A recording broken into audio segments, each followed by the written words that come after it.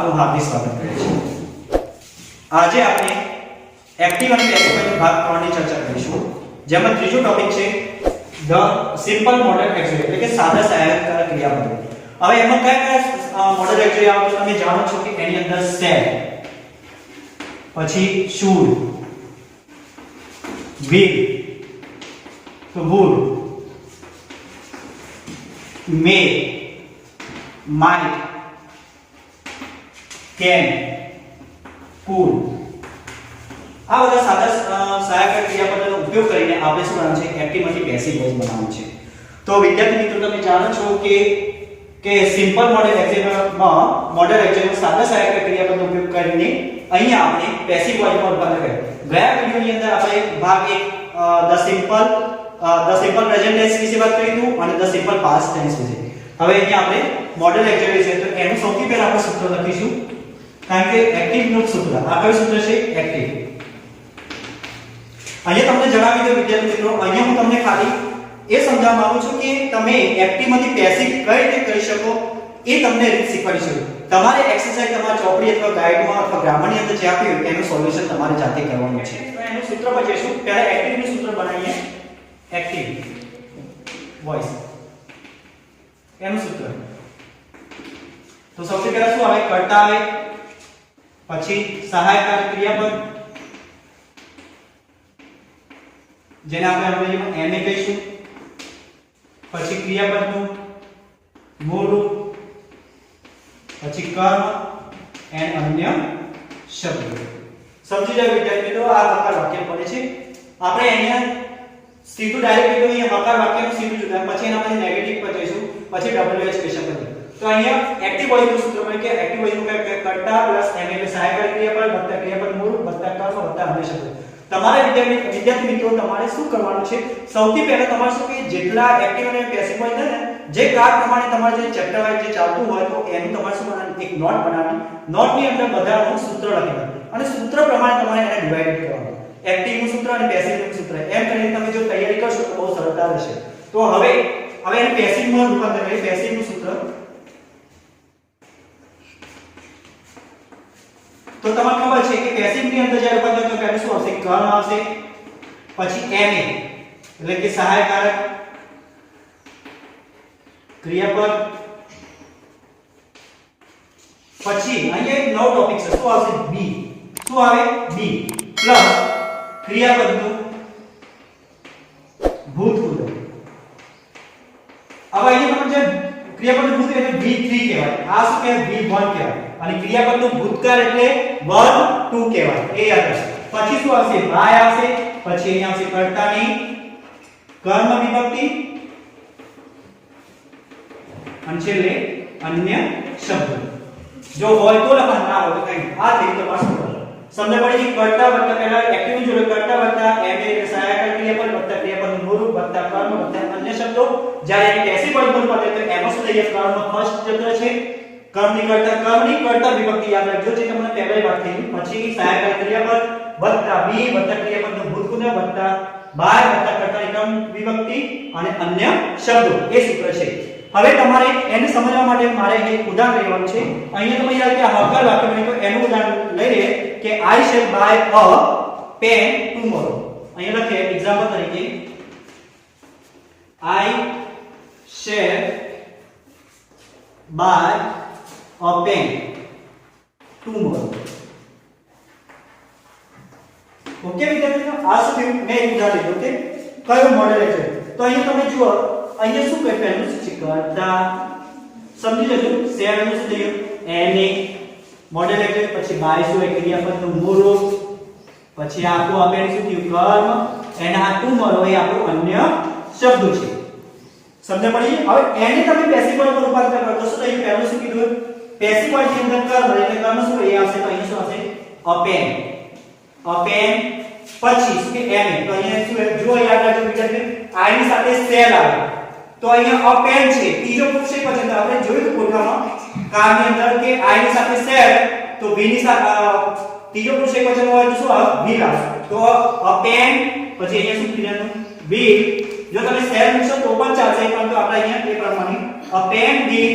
હવે સહાયક ક્રિયાપદ બી, અહીંયા બી મૂકવાનું, પછી બાય શું થઈ જાય boat, B O U G S T, પછી શું મૂકવાનું કીધું ક્રિયાપદ મૂકીને પછી બાય, પછી કર્તાની ક્રમ પર એટલે I નું શું થાય me tomorrow.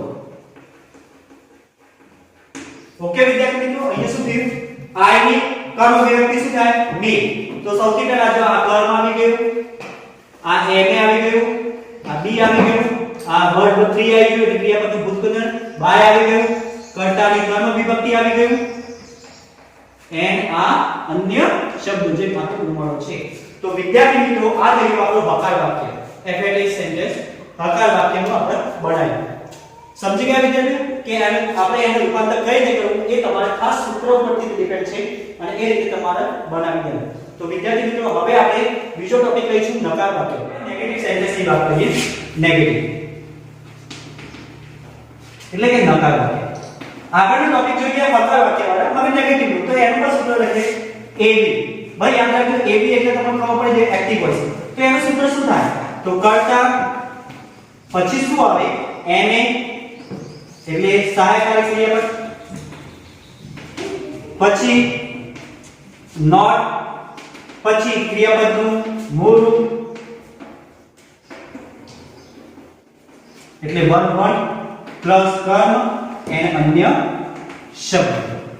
આ થયું આપણે નકાર વાક્યનું સૂત્ર. એક્ટિવ વોઇસ નો યાદ રાખજો કે એક્ટિવ વોઇસ નું સૂત્ર છે.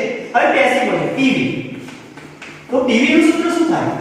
તો અહીંયા તમે જુઓ કે એમાં કર્મ પહેલું આવશે, પછી NA આવશે, પછી નોટ આવશે સહાયકારી ક્રિયાપદ, પછી B આવશે, પછી ક્રિયાપદનું ભૂતગુદન એટલે અહીં લખીએ V3 પ્લસ બાય પ્લસ કર્તાની કર્મ વિભક્તિ એન્ડ અન્ય શબ્દ.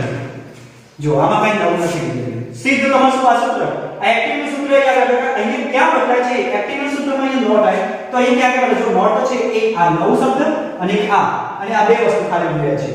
અને બીજું શું થાય? કર્તા સ્થાન કર્મ આવી જાય અને કર્મના સ્થાનમાં કર્તા જશે. બસ આટલું યાદ રાખવાનું છે.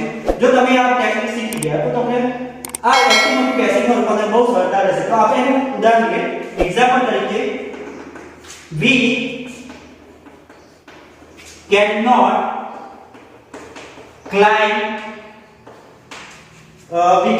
climb Girnar. ઓકે વિદ્યાર્થી મિત્રો, અહીંયા મેં શું કહે અમે ગિરનાર ચડી શકતા નથી, અથવા અહીંયા તમે ગિરનાર જગ્યાએ પર ટ્રી પણ લઈ શકો. હવે જ્યારે એને પેસિવ વોઇસનું રૂપાંતર કરતી વખતે તમારે ખાસ યાદ રાખવાનું કે અહીંયા શું ડિફરન્સ. તો અહીં પહેલા તો આપણે નક્કી કર્યું અહીં શું છે? આ કર્તા છે, કેન આવી ગયું, એને આવી ગયું, નોટ આવી ગયું, V3 V1 આવી ગયું અને આ કર્મ આવી ગયું. ઓકે, હવે કર્મ શું થશે? આગળ જતો તો અહીંયા ગિરનાર છે તો આપણે અહીંયા રૂપાંતર કરીએ શું? ગિરનાર. ગિરનાર પછી શું આવશે? કેન આવશે. જો અહીંયા પેસિવ બને can not be. Girnar can not be climbed શું છે? ક્લાઇમ્ડ બાય બી નું શું થઈ જાય? અસ. આ થઈ ગયું તમારું પેસિવ વોઇસ રૂપાંતર. આ શું થયું? કર્મ આવી ગયું, કેન આવી ગયું, નોટ આવી ગયું, બી આવી ગયું, V3 આવી ગયું, બાય આવી ગયું અને કર્તાની કર્મ વિભક્તિ. જોયું આમાં કઈ નવું નથી. તમારે ખાલી ટેકનિક આજે શું કરવાનું છે? આનું જે પેસિવ રૂપાંતર કર્તા કર્મ સ્થાનમાં અને કર્મ સ્થાનમાં કર્તા, પછી વર્બ 1 હોય તો વર્બ 3 માં રૂપાંતર કરવાનું અને જે સૂત્રમાં b આવતું તો b બાય આવતું એ ગોઠવી દેવાનું. આ રીતે તમે એનું રૂપાંતર કરી શકો. મિત્રો હવે આપણે પ્રશ્નાર્થ પર જઈશું. તો પ્રશ્નાર્થ પર તમને ત્રણ રીતે એક મોડલ એક્ઝામ, પછી WH ક્વેશ્ચન અને ગોવાર ક્વેશ્ચન. તો અહીંયા આપણે પહેલા કે પ્રશ્નાર્થ તેમાં પહેલું છે NA, બીજું છે WH અને થર્ડ છે ગોવાર ક્વેશ્ચન. ઓકે, આપણે ત્રણેયની એની ચર્ચા કરવાની. જે આપણે પહેલા કરતા NA એટલે મોડલ એક્ઝામ, WH એટલે એમાં કયા આપણે તમે જાણો છો વોટ, વેર, વેન, બીચ આ બધા શબ્દો એમાં આવે અને who એટલે પોતે કરતા એટલે સાયન્ટિસ્ટ. તો સૌથી પહેલા લઈશું મોડલ એક્ઝામ, એના વિશે પ્રશ્ન. તો અહીંયા આપણે સૂત્ર લખીશું એક્ટિવ વોઇસ નું. આ મોડલ એક્ઝામ એટલે I shall, should, be, would, may, might, can અને વુ એ બધા. તો એનું સૂત્ર એક્ટિવ વોઇસ. તો જ્યારે આપણે એનું સૂત્ર બનાવીએ તો શું થાય? તો પહેલા એક્ટિવ વોઇસ નું સૂત્ર યાદ રાખો. તો સૌથી પહેલા ma એટલે સહાયકારક ક્રિયાપદ, પછી કર્તા, પછી ક્રિયાપદનું મૂળ રૂપ, પછી કર્મ એન્ડ અન્ય શબ્દો અને છેલ્લે પ્રશ્નાર્થ.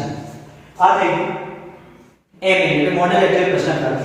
હવે જ્યારે પેસિવ વોઇસમાં રૂપાંતર કરીશું તો શું થાય? એનું સૂત્ર લખીએ. તો એનું સૂત્ર એ રીતે આવશે: ma કર્મ બી ક્રિયાપદનું ભૂતપૂર્વ બાય કર્તાની કર્મ વિભક્તિ અન્ય શબ્દો એન્ડ પ્રશ્નાર્થ છે. ચલો વિગત તો અહીંયા શું વિગત? ખાલી એટલું છે કે કર્તાના સ્થાનમાં મોડલ એડજેક્ટિવ આવે છે એટલે આપણે એ પ્રમાણે પ્રશ્ન બનાવી રહ્યા છે. હવે એનું આપણે એક ઉદાહરણ લઈએ એટલે તમને સરળતાથી ખબર પડે. એક્ઝામ્પલ તરીકે અહીંયા આપણે ઉદાહરણ will you buy a car?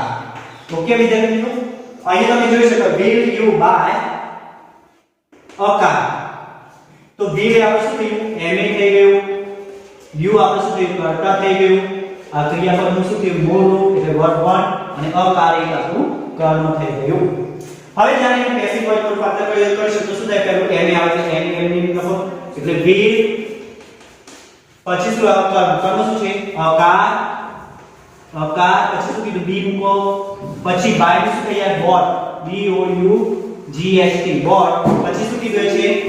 By કીધું છે, પછી કર્તાની કર્મ વિભક્તિ એટલે યુ શું થઈ જાય? યુ રહેશે અને છેલ્લે પ્રશ્નાર્થ.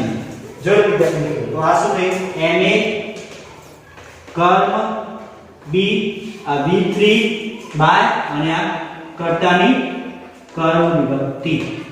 આ થઈ તમારે મોડલ છે.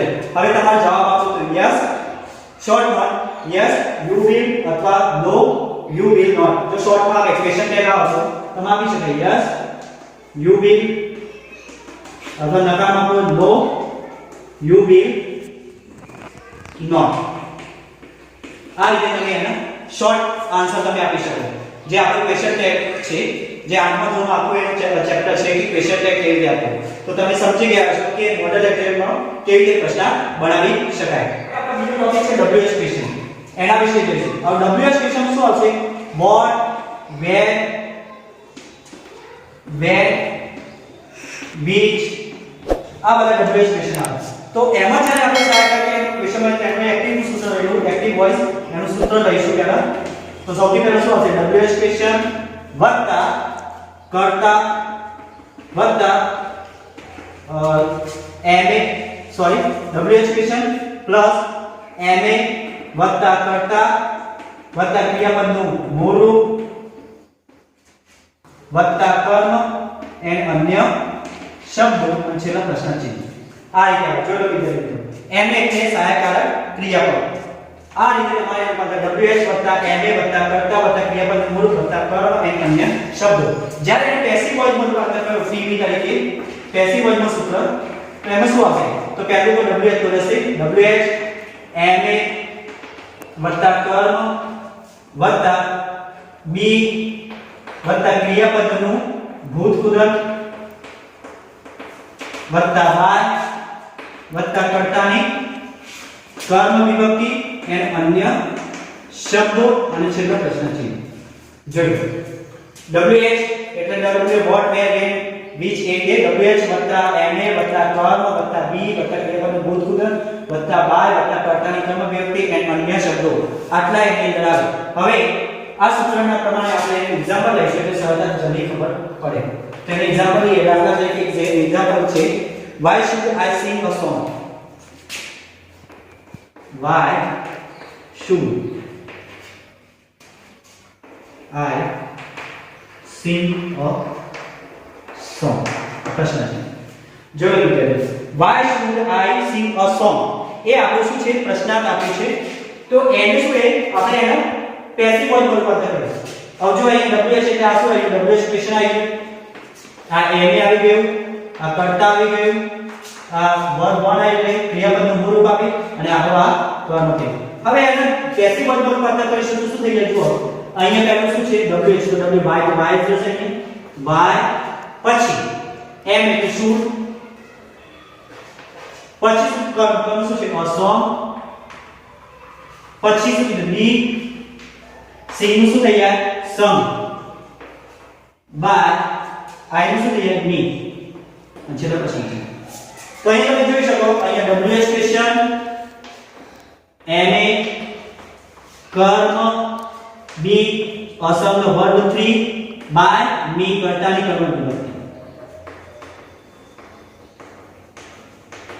સમજી ગયા વિદ્યાર્થી મિત્રો આ વિડિયો આપણે પેસિવ વોઇડ પર તો વિદ્યાર્થી મિત્રો તમે જાણો છો એક્ટિવ માંથી પેસિવ માં રૂપાંતર કઈ રીત એકદમ સરળ છે તમારે શું યાદ રાખવું એનું સૂત્ર યાદ રાખવાનું છે કઈ રીતે એનું રૂપાંતર કરવાનું જો તમને એનું સૂત્ર આવડી જાય તો તમે એક્ટિવ અને પેસિવ 1 સેકન્ડ કે 10 સેકન્ડમાં તમે એનું બરાબર તમે ફટાફટ એનું રૂપાંતર કરી શકો એટલે જવાબ લાવી શકો જો તમને એનું સૂત્ર ના આવડે તો તમે એનું રૂપાંતર ના કરી શકો જો એક સૂત્ર ભૂલી ગયા અને આડાવડી થઈ બધા કારણ કે એની અંદર 12 કાર્ડ છે આ 12 કાર્ડ પ્રમાણે એના સૂત્રો અલગ અલગ હોય છે તો એ પ્રમાણે આપણે એનું રૂપાંતર કરવાનું જો તમે એ રીત અપનાવી જાય અને એ રીતે તૈયાર કરી નાખ્યું એક અલગ નોટબુકમાં બનાવી તો તમને આ એક્ટિવ અને પેસિવ એક બહુ સરળતા લાસ્ટ ટોપિક છે હુ યાની કે સ્વયં કરતા છે એ તમે જાણો છો એમાં વ્યક્તિનું નામ હોઈ જ ના શકે એ તમને મેં પહેલા આગળ વાત થઈ તો એનું જ્યારે પેસિવ વોઇડમાં એક્ટિવ નું સૂત્ર બનાવી પહેલા એક્ટિવ નું સૂત્ર શું થાય એક્ટિવ વોઇડ તો અહીંયા પહેલું શું આવશે હુ પછી એમ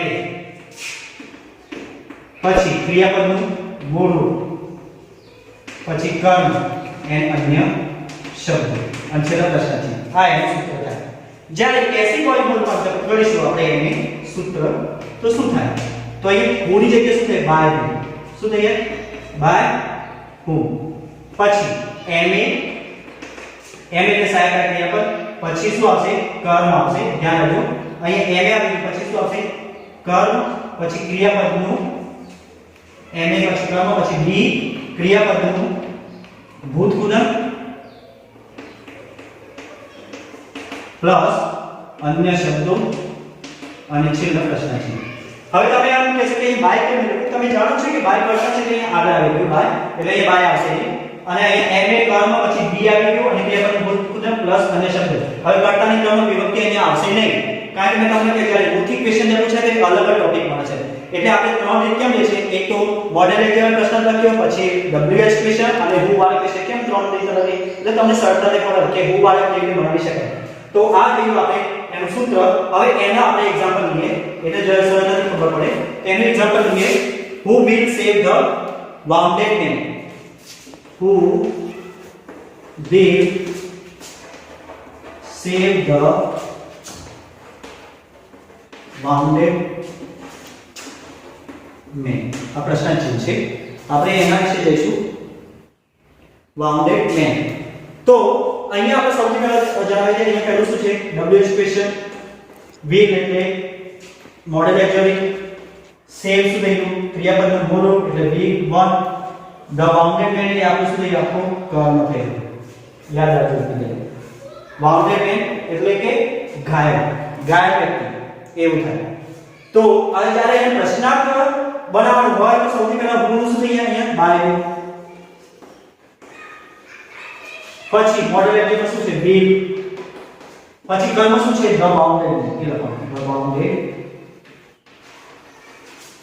મેન પછી સેવ શું થાય સેવ બી લખવાનું પછી સેવ લખવાનું સેવ અને છેલ્લા પ્રશ્ન છે જો અન્ય શબ્દ આપ્યો હોય તો આ બાય નું આવી ગયો આપણે WH ક્વેશ્ચન એમ આવી ગયો કર્મ આવી ગયો આખું બી આવી ગયો અને V3 આવી ગયો જોઈ લો અહીંયા તમને કઈ નવું જોવા મળશે નથી તો આ થયું તમારે WH માં છેલ્લો ટોપિક હુ વાળા ક્વેશ્ચન તો વિદ્યાર્થી મિત્રો તો તમને જણાવી દઉં આ થયું તમારે મોડેલ એક્ચુઅલી ભાગ 3 આપણે ભાગ 1 માં શું થયું ધ પ્રેઝન્ટ બસ સાદું વર્તમાનકાળથી આપણે બનાવ્યું પછી ભૂતકાળ બનાવ્યું હવે ત્રીજું છે શું છે ધ સિમ્પલ મોડેલ એક્ચુઅલી એ આપણે લીધું તો આ ત્રણેય રીત આપણે શીખી લેવાની અને એક નોટબુકમાં એના સૂત્રો લખી દેવાના હવે આપણે તમને જણાવી દઈએ કે આ જે તમે રીત શીખ્યા હવે તમારે શું કરવાનું તમારે જે ચોપડી અથવા ગાઈડ અથવા ગ્રામર જેમાં તમારે આ વાક્ય આપેલા હોય એનું તમારે સોલ્યુશન કરવાનું છે